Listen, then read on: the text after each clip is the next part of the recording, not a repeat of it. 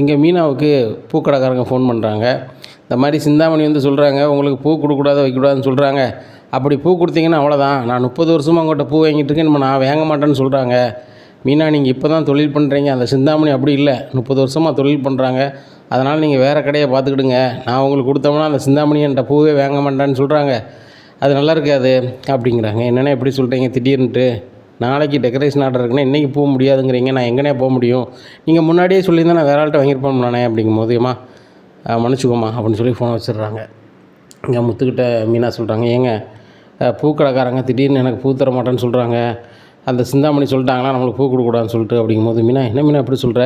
அதானே பெரிய கடை, அந்த கடையில் சொன்னால் தானே சரியாக இருக்கும் அப்படிங்கும்போது, ஆமாங்க வேறு வழி இல்லை, சின்ன சின்ன கடையில் ஒவ்வொரு கடையில் கொஞ்சம் கொஞ்சமாக வாங்கி சரி பண்ணிட வேண்டியதான் அப்படிங்கும்போது, சரி பண்ணி நம்ம பண்ணிடலாம் அப்படின்னு சொல்லி சின்ன சின்ன கடையில் எல்லாமே வந்து மொத்தமாக அவங்க பூ உங்கள்கிட்ட எவ்வளோ பூ வருமோ கொண்டுருங்கன்னு சொல்லி எல்லாத்தையுமே சொல்லிடுறாங்க.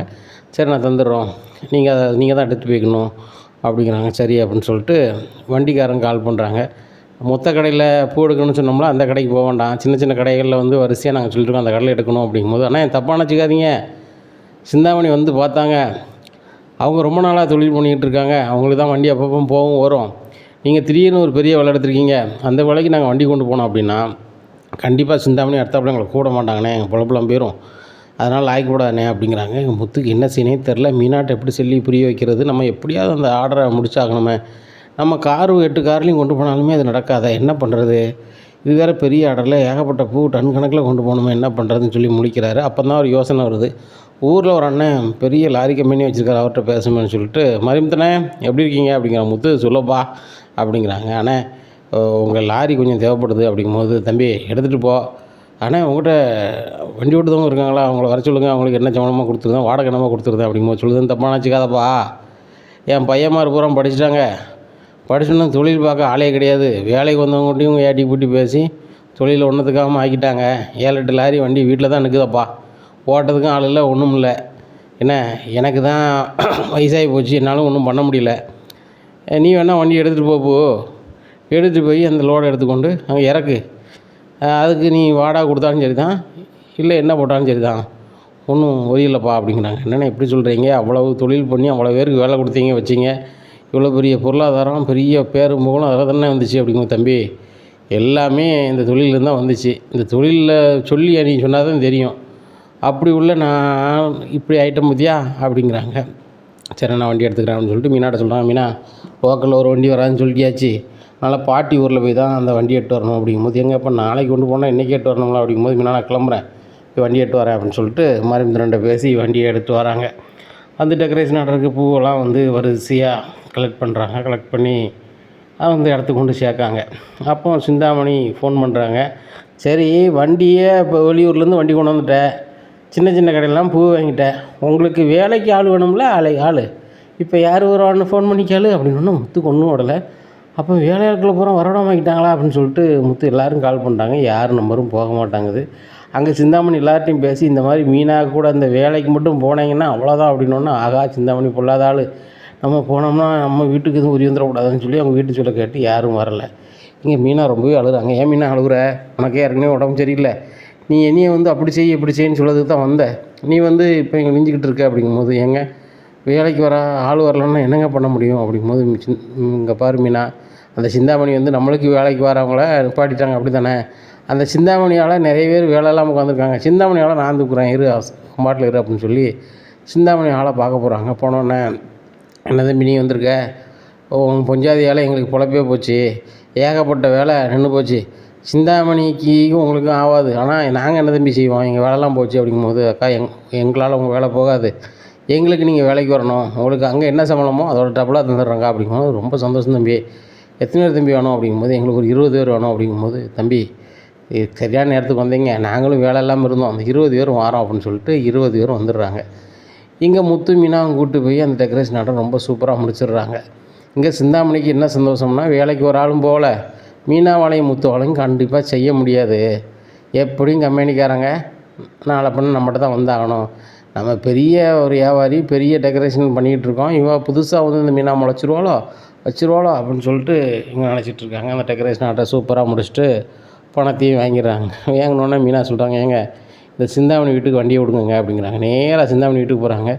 என்ன சிந்தாமணி, இந்த வேலை செய்ய முடியாமல் நான் வந்து அசந்து போகணுன்னு தான் நினச்சேன்.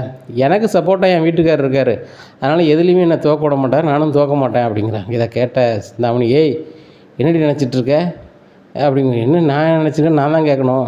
என் வேலைக்கு வரவங்கள நிப்பாட்டி எனக்கு பூத்தர கடையில் தரவிடாமாக்குனா நாங்கள் அப்படியே போயிடுவோமா? அடுத்தாப்புல என்ன செய்யலாம்னு யோசிக்க மாட்டோமா? இங்கே பாரு சிந்தாமணி, ஒவ்வொரு விஷயத்தில் நான் ஜெயிச்சிட்டே இருக்கேன், நீ ஒவ்வொரு விஷயத்தில் தோத்துட்ருக்க. இதோட நிப்பாட்டிக்க. என்ன, என் வயசுக்கும் உன் வயசுக்கும் என்ன உண்டோ அதை பார்த்துக்க. இனிமேல் பட்டு என்கிட்ட ஒரி கொடுத்தாலும் நல்லா இருக்காது, கிளம்பலாங்க அப்படின்னு சொல்லி கிளம்பி போகிறாங்க. இதை பார்த்த சிந்தாமணிக்கு மேலும் எரியுது. நம்ம மோவலை நம்மகிட்ட இருந்து பிரித்து அவன் தம்பிக்கு கல்யாணம் பண்ணி வச்சா, இப்போ நம்மளுக்கு பெரிய தொழில் கிடைக்க வேண்டியதை இவள் வந்து அவசையில் கொண்டு போய் அதை சாதிச்சு முட்டாள அப்படின்னு சொல்லி ரொம்ப கடுப்பாகிறாங்க. எந்த வண்டி வந்துச்சு, ஏது வண்டி வந்துச்சுன்னு விசாரிக்கும் போது முத்து ஊரில் உள்ள வண்டி அப்படின்னோடனே அதனால தான் போயிருக்கானா அப்படின்னு சொல்லிட்டு ரொம்ப கடுப்பாகிறாங்க. அப்போ ஊரில் போய் அந்த மாதிரி மித்திரன்ட்ட போய், என்ன வண்டிக்கு வாடகை இது, இதை வச்சுக்கிடுங்க, வண்டி அப்படியே நுப்பாட்டாதங்கண்ணே, வண்டி ரொம்ப போகும், எந்த வண்டியும் ஓடிக்கிட்டு இருந்தால் நல்லாயிருக்கும், உங்களுக்கு தெரியாத ஒன்றும் இல்லை அப்படிங்கிறாங்க. ஆமாம் தம்பி, நான் என்ன பண்ணேன்னு தெரியாமல் தான் முடிச்சிட்ருக்கேன், பேசாமல் இந்த வண்டியெல்லாம் எடுத்து நீ ஓட்டு தம்பி, எனக்கு மாதம் ஒரு வண்டிக்கு பார்த்து கொடுக்குற மாதிரி கூடப்பா, நான் இவ்வளோ வேணும் அவ்வளோ வேணும்னு சொல்லலை, என் வண்டியை நீ கூட நடத்து, என் இந்த ஆஃபீஸை கூட எடுத்துக்க அப்படிங்கும்போது தானே, நான் மெட்ராஸில் இருக்கேன், இங்குள்ள ஆஃபீஸ் எப்படி அப்படிங்கும்போது, தம்பி நீ எங்கே இருந்தாலும் ஃபோன் தான் வரப்போகுது, அதை வச்சு இது பண்ணலாம், இல்லை நீ அங்கே கூட ஒரு ஆஃபீஸ் போட்டுக்கா, வண்டியை பூரா எடுத்துக்காப்பா, எனக்கு வண்டி ஓடிட்டு இருந்தாலே ரொம்ப சந்தோஷமாக இருக்கு, என் மக்கமார் பூரா படித்து பெரிய பெரிய வேலைக்கு போயிட்டானுவா, இதை பார்க்க முடியாது வைக்க முடியாதுங்கானுவா, எனக்கு இதை பார்க்க வைத்தறிச்சலாக இருக்கப்பா, நீ வந்து கொண்டு போய் ஏதாவது பண்ணப்பா அப்படிங்கிறாங்க. சரிண்ணே, நீங்கள் சொல்லுதீங்க, முழு மனசோட தான் சொல்லுதீங்களா அப்படிங்கும்போது, முத்து தம்பி நீ சின்ன பிள்ளைலேருந்து உன்னை பார்த்துட்டு இருக்கேன், நீ எந்த வேலை செஞ்சாலும் பொறுப்பாக செய்வேன், உங்கள் பாட்டியோட கிடந்து விவசாயம் பண்ணுவோம், இப்போ வண்டியில் ஓட்டுவேன், எதனாலும் பொறுப்பாக செஞ்சதுனால தான் நீங்கள் நல்லா இருக்க, 8 கார் வச்சுருக்காமுங்க, ஏன் 7 லாரியும் வச்சுக்கா, ஏன்னா ஏன் 7 லாரி வச்சு ஓட்டு நல்ல மாதிரி வா, எனக்கு மாதம் எனக்கு ஒரு லாரிக்கு ஒரு அமௌண்ட்டு தந்தால் போதும், நீ மீதியை எடுத்துக்காப்பா, ஏன்னா வண்டியில் பூரா எதுவுமே டிவி எதுவும் கிடையாது, எல்லாமே வந்து அசலுக்கு வாங்கின வண்டி தான்ப்பா, வண்டியில் நல்லா தான் இருக்கும் ஓட்டி பாருன்னு எல்லா வண்டியும் முத்து ஓட்டி பார்க்குறேன், சூப்பராக தான் இருக்குது, நான் ஒரு ஆளே அவ்வளோ கொண்டு போக முடியாது, இருங்க நான் வந்து என் ஃப்ரெண்ட்ஸுக்கெலாம் கால் பண்ண சொல்லி அவங்க ஃப்ரெண்ட்ஸு பூரா வர சொல்லி வண்டியில் பூரா மெட்ராஸுக்கு வந்துடுது.